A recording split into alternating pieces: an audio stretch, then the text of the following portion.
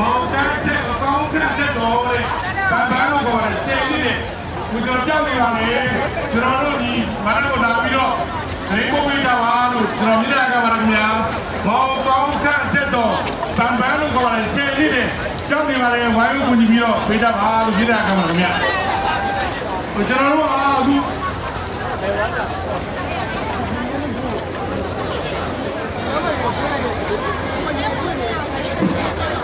ဒီရတဲ့နေ့အခုလို